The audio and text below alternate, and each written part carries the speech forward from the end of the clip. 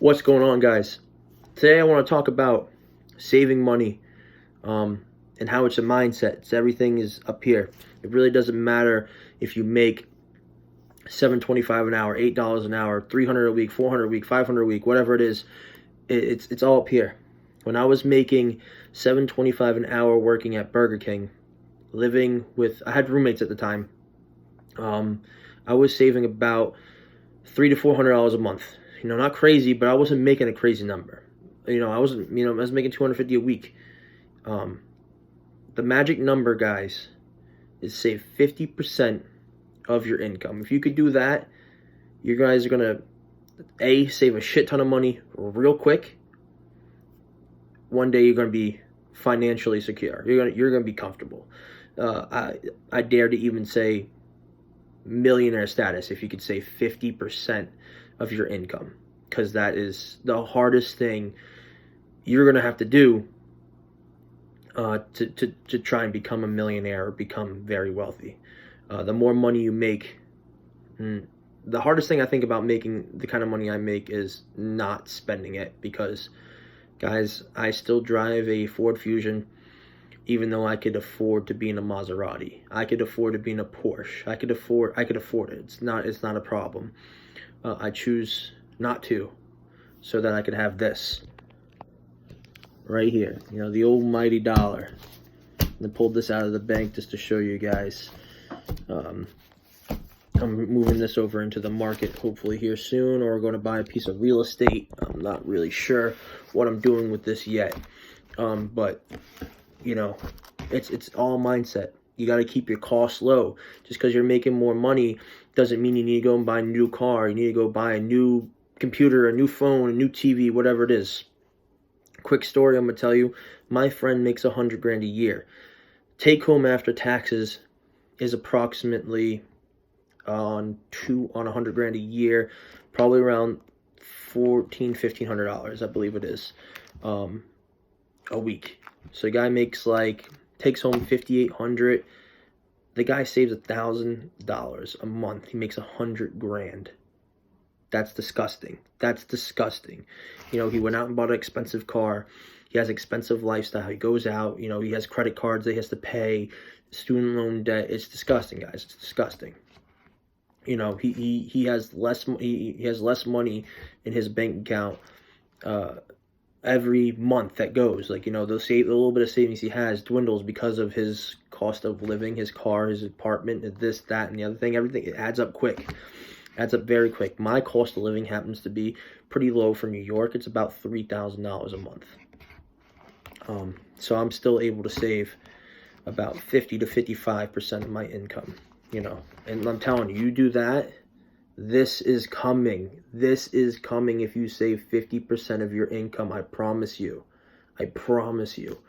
That's coming. And with this, you invest it into the market. You invest it into real estate. You invest in, yourself. Maybe you're an artist. Maybe you have a talent that is worth money. Whatever it is, you're good construction. You start your own construction company, lawn care company, whatever it is, and you will make more of this. You will make more of this. I promise you. I promise you.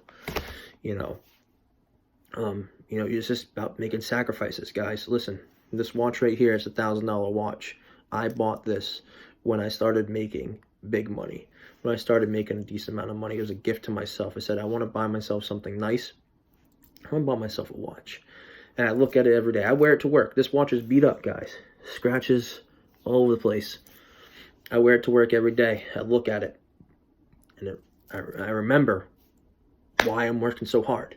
Why I'm always checking the stock market every day. Why I'm fucking reading till 2 o'clock, 3 o'clock in the morning on companies and what they're doing, the products they're launching, and what news is coming out, and this. Why I do that. Why I work 100 hours a week. This is why. Well, that's not really the reason why. This is why. But this could get me to that. My next goal is to buy a Rolex, but I told myself I'll buy a Rolex when I have $100,000 liquid cash. Right now I only have about 60. This is 16 that I pulled out today just to show you guys. I have about $50,000 in the stock market. So hardest thing you'll do, saving 50% of your income. You could do that. Trust me. You're golden. You are going to be in good shape very, very quick. But you got to get your costs down. You know, in order to save that, you got to listen. If you're making $200 a week, you shouldn't be living by yourself. There's no problem taking a step back to take a leap forward. And what I mean by that is, like, listen, if you're living on your own, you're living paycheck to paycheck, and you have the opportunity to go live with your parents or a friend or whatever, do that. Do that. I wish I had that opportunity. I've been living on my own since I was 16. I moved out into New York with $700 in my pocket. My rent was $700, so I really didn't even have a dime. And I just had to hustle. I had to work my ass off to get to where I am. 60 hours a week for fucking the past 6 years. It's really even more now. Like I said, I count my reading and looking up these stocks and everything. I'm working 100 hours a week easy, you know, but as far as in a brick and mortar store, I work 60 hours a week, sometimes more, sometimes 70. If I could pick up the 7th day, if they need me, I work the 7th day. So, you know, you can do it. You can get here. It's not impossible. It really isn't. And honestly, guys, this isn't that much money. It may seem like a lot. This is nothing. This is just a drop in the bucket, guys. If you get here, this can start making you money. $10,000 in the stock market is what you need to start making some money consistently daily. If you're making smart trades, you make 1% on $10,000 a day. $100 extra a day, right? I'm pretty sure that's what it is. 1%, 10,000. Maybe it's more than that. Whatever. You know, guys, this isn't a lot of money. Trust me, it's not. But this can help you start making wealth, buying property, investing in the stock market, businesses, you know. But in order to get here, I'm just going to reiterate this one more time. You got to save 50% of your income. How do you do that? You got to cut your cost.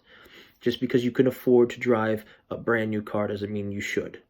Just because you can afford to go to Bahamas for 7 days and do a $10,000 vacation doesn't mean you should. You know. And that's pretty much it, guys. You know, that's pretty much it. I hope this video inspires some of you. I hope that it makes you hungry. I hope you wake up every morning and you think about fucking money. You know, guys, think about it. Look at your bank account.